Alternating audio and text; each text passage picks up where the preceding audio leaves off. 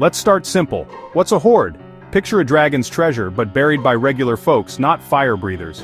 A hoard is a stash of valuable items, coins, jewelry, silverware, deliberately buried in the ground for safekeeping. It's not about losing a coin in a field, it's about hiding your life savings in the earth, hoping to come back for it. Think of it as the medieval version of a safety deposit box, with the ground as your vault. These collections are snapshots of personal wealth, frozen in time. Why focus on the 11th century? Because it was a period of upheaval in places like Germany, wars, invasions, and uncertainty everywhere. People buried their treasures out of fear, of war, theft, or sudden disaster. Each hoard is a story of hope and anxiety, the hope to reclaim it, the fear someone else might. When archaeologists find a hoard, they're not just unearthing metal, they're uncovering a personal crisis, a moment of desperation. It's a time capsule, packed by someone who probably never got to dig it up again. Their loss is our window into the past. Every hoard is a muddy, fascinating link to a real person's life. It's history you can literally hold in your hand, and it all starts with a hole in the ground. So, why bury your valuables? In the 11th century there were no banks, just you, your savings, and a world full of threats. Your vault was a secret spot in the ground, safer than any locked chest at home. If you were a merchant, craftsman, or lucky farmer, carrying wealth was risky, and leaving it at home was even riskier. So you'd pick a hidden place, by a tree, a rock, somewhere only you'd remember, and bury your treasure. No passwords, no keys, just a shovel and your memory. Sometimes hoards were offerings to gods or saints, but most were acts of pure self-preservation. The plan was always to come back, after the war, after the plague, after the danger passed. But life was unpredictable. Many never returned, leaving their hoards as silent witnesses to plans gone awry. Imagine the frustration. I know it was by an oak tree, but which one? Every hoard is a story interrupted, a plan that ended in tragedy or forgetfulness. For historians, these lost treasures are priceless clues. They reveal not just what people owned, but what they feared. Each discovery is a puzzle piece in the story of survival. The ground became the people's bank, and every hoard is a lost deposit. It's a little sad, but it's also a gift to history. We get to finish the story they started. And that's why we dig. To understand all this burying, look at 11th century Germany, a land of chaos, not comfort. The Holy Roman Empire was less a nation, more a patchwork of rival lords, bishops, and would-be kings. Political instability was the norm, not the exception.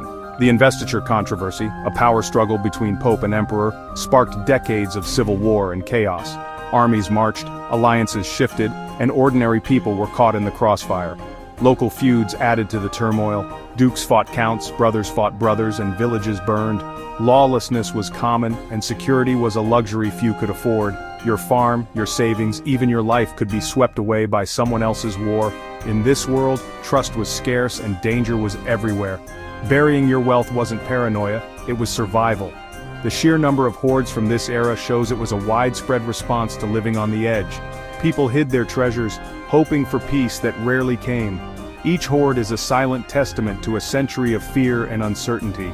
It's not just about treasure, it's about the struggle to hold on to hope. And that's why the ground is full of secrets.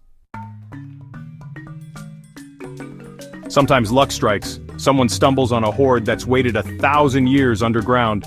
Take the Lüneburg Heath hoard, not just coins but silver dishes, a folding chair, even a table set, buried by someone with serious wealth. Likely hidden during the investiture controversy, it was meant to be reclaimed but never was. Or the Spire hoard found near the great cathedral church treasures, royal jewelry, sacred objects, all buried to protect them from invaders. Imagine the moment of discovery, a shovel hits metal and suddenly history is in your hands. The initial disbelief, the rush of excitement, it's the ultimate lottery ticket. These finds connect us directly to dramatic moments. A noble's panic, a church's desperate act. Each hoard is a message from the past, preserved by the earth. They're not just collections of wealth, they're stories of crisis and hope. Every discovery is a bridge across centuries. The ground keeps secrets, but sometimes it shares them. And when it does, we get a front row seat to history. That's the real jackpot. And it's why we keep digging. Finding a hoard is just the beginning. The real work is in the careful excavation. Archaeology isn't a treasure hunt, it's a meticulous science. Teams document every layer, every coin, every fragment of container.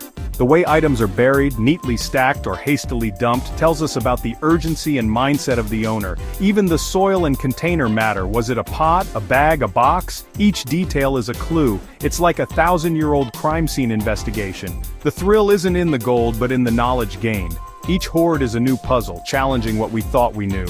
The work is muddy, slow, and often uncomfortable.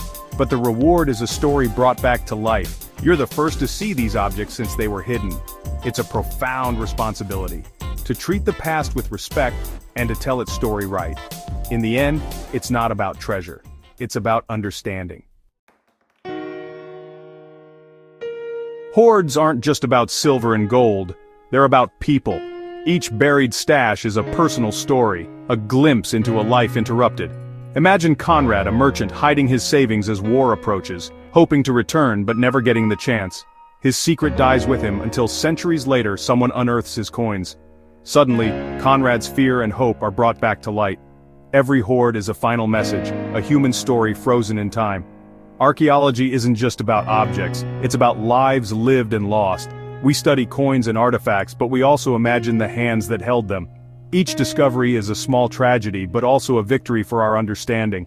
Hoards remind us that history is made by ordinary people facing extraordinary times. They're not just relics, they're echoes of real lives. Every find is a chance to connect with the past, and that's what makes digging worthwhile. So, what do these hoards really tell us? They're unfiltered history, personal truths buried in the ground.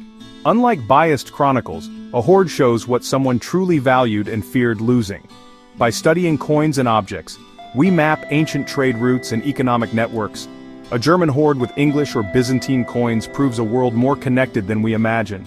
These finds fill gaps left by official records, revealing the real lives behind the headlines. Hoards make history personal. They remind us that behind every conflict were people just trying to survive. Each discovery bridges a 1,000-year gap connecting us to our ancestors. They worked, loved, and hoped, just like us. Every hoard adds a piece to the puzzle of human history. The earth is a library of stories, waiting to be read. Archaeologists turn those pages carefully, respectfully, and every treasure found is a story worth telling.